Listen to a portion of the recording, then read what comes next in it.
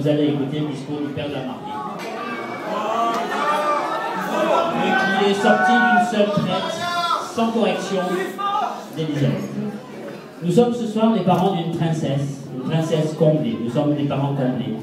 Une princesse dont les rêves se réalisent sous vos yeux. Et ce, grâce à vous tous, les parents, les grands-parents, ses cousins, ses cousines, ses amis, nos amis et ses copains. Son copain, bien sûr, son compagnon, son concubin paxé, son prince, enfin le papa d'Eliott, enfin, et qui, enfin, est aujourd'hui devenu son mari.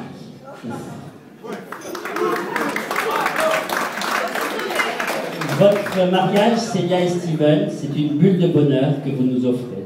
Une bulle aussi belle, aussi brillante, aussi colorée que celle de Sainte-Réparade sur la place Rossetti tout à l'heure. Enfin, on s'était fait aider d'une petite machine quand même. La tradition des grains de riz n'a pas été oubliée. J'en ai donné quelques-uns à ma fille, j'en ai plein les poches. Enfin, pour danser, ça sera gênant de mettre des grains de riz plein la piste. Donc, vous pourrez vérifier, j'ai les grains de riz. Enfin là, vous avez fait les choses un peu à l'envers. Vous avez construit votre famille sur un mode un peu moins traditionnel.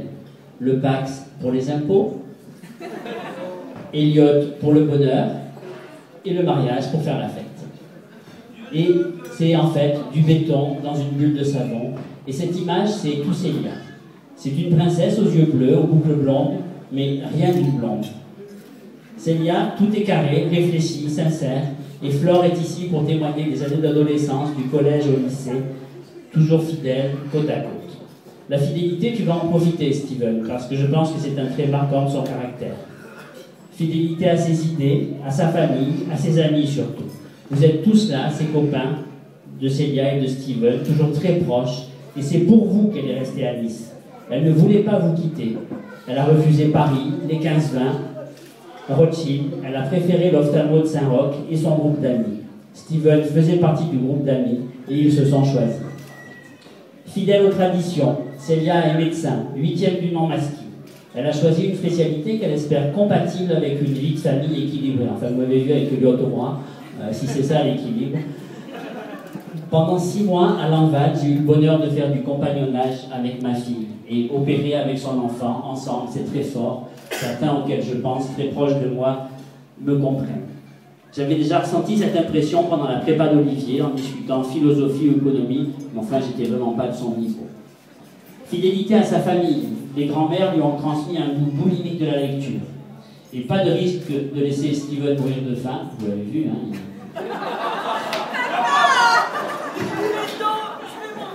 Elle est aussi très douée pour la cuisine, n'est-ce pas, Cathy?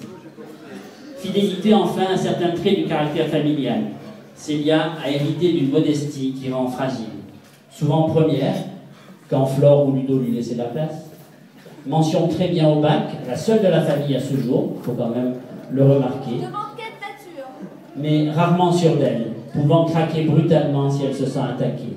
Elle a besoin d'être protégée et Steven, tu es là pour la défendre, pour la rassurer, pour la soutenir. Tu as d'ailleurs très bien commencé. Elle rêvait d'un bonheur profond. Ta gaieté lui remplit le cœur. Elle voulait un enfant, elle voulait un garçon qui s'appellerait Eliott. Pas de problème, en quelques semaines, tu étais convaincu. Eliott est arrivé un peu avant le mariage. 15 mois, bon, dans notre époque, c'est pas très grave. Au début, j'ai cru voir mon clone. Hein. Vous l'avez vu comme il est beau. Puis pour vous tous, vous avez dit, oh, qu'est-ce qui ressemble à Célia? Et là, je pourrais vous mimer un certain film. Qu'est-ce qu'elle est belle, la fille. Et puis, il a grandi, et plus il grandit, plus je trouve qu'il ressemble à son père. Et je suis très heureux que tu sois le papa d'Eliott, que tu sois le mari de Célia, et aussi que tu sois mon genre, même si je t'embête un peu avec une panne informatique. Enfin, je finirai sur un doute, mais là, vraiment un très gros doute. Célia, de qui tiens-tu cette folie d'avoir sauté en parachute à 4000 mètres d'altitude, 15 jours avant ton mariage? On a quand même risqué très gros, parce qu'une simple cheville foulée à l'atterrissage, et on aurait raté notre deuxième valse, parce que la première, c'était avant-hier dans le couloir, pour s'entraîner. À tout à l'heure.